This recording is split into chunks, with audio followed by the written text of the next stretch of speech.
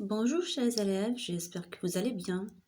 Alors, l'autre fois, j'ai pas pu terminer la vidéo pour des raisons techniques. J'ai eu quelques problèmes techniques, mais on s'est arrêté sur la définition de l'autobiographie et j'ai bien précisé que le récit autobiographique, c'est un récit, c'est une histoire qu'une personne réelle fait.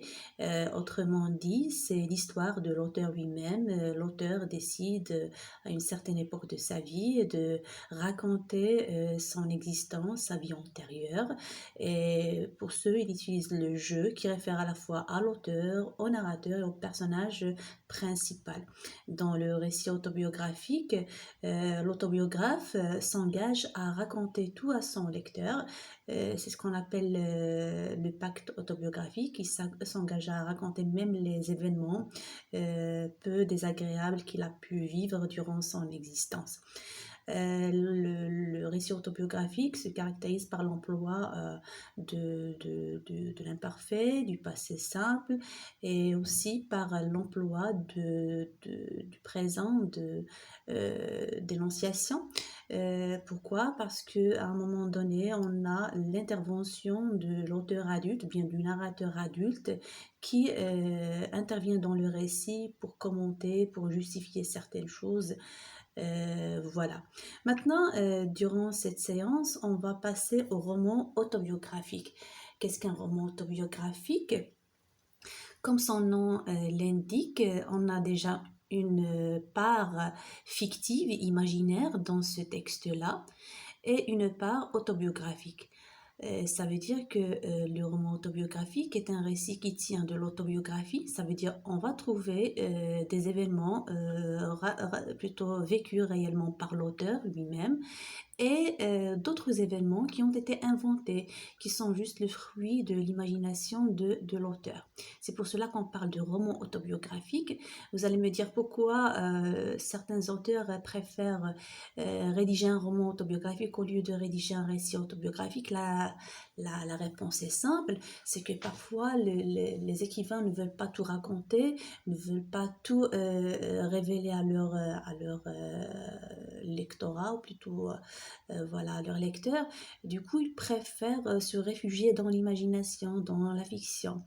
Euh, c'est pour cela qu'ils recourent souvent aux romans autobiographiques. Ce qui est important à souligner, c'est que dans le roman autobiographique, l'auteur est distinct du narrateur et du personnage principal. Il n'est pas le même quand c'est le cas dans le récit autobiographique.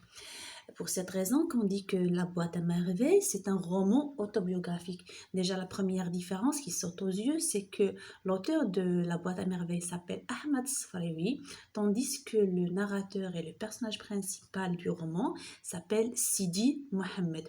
C'est vrai que Ahmad Sfarewi, lui aussi, a vécu à Fès, dans l'ancienne Médina de Fès, ce qui justifie la présence de cet espace symbolique, de cet espace dans son roman, mais on ne peut pas trancher et dire que tout ce qu'on raconte dans La boîte à merveilles, c'est la vie de Ahmad Safarewi.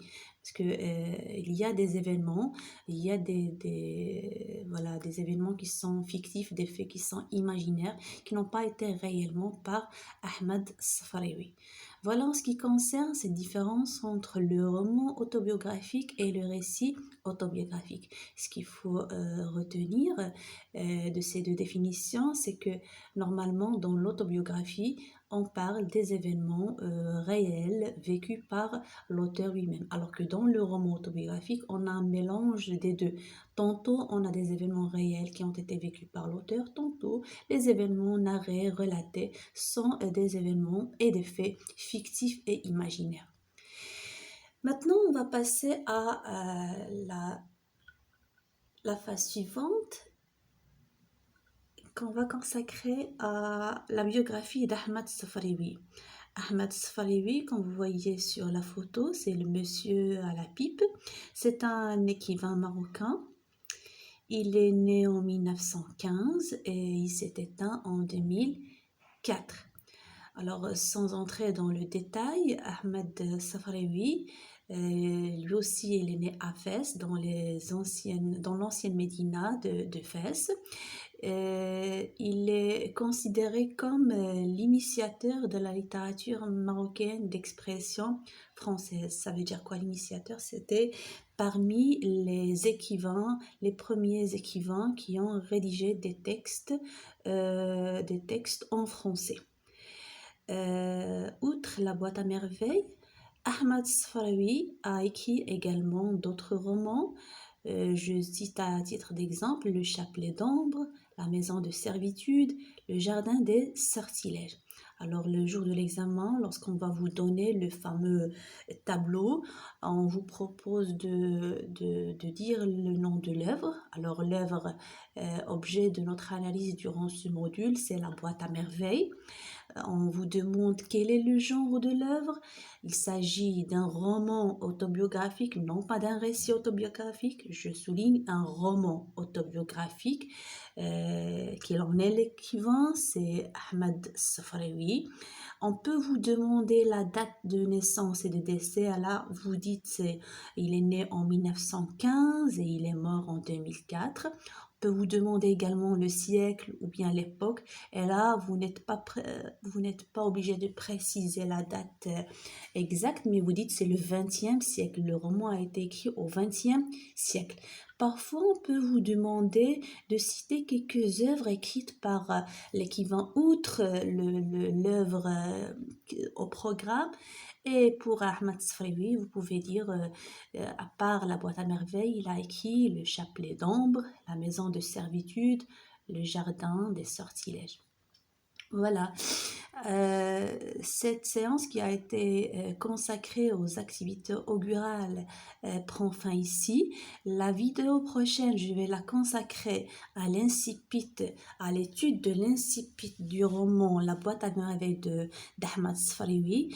D'ici là, je vous invite à me poser des questions, à me proposer des suggestions, à me demander des explications si ça vous chante, si vous n'avez pas compris telle ou telle chose. Il suffit de me poser la question, je serai ravie de répondre à toutes vos questions. N'oubliez pas de vous abonner, de mettre un petit like, un petit j'aime, comme ça je saurai qui est intéressé par mon travail. Je vous souhaite une bonne journée et à très bientôt.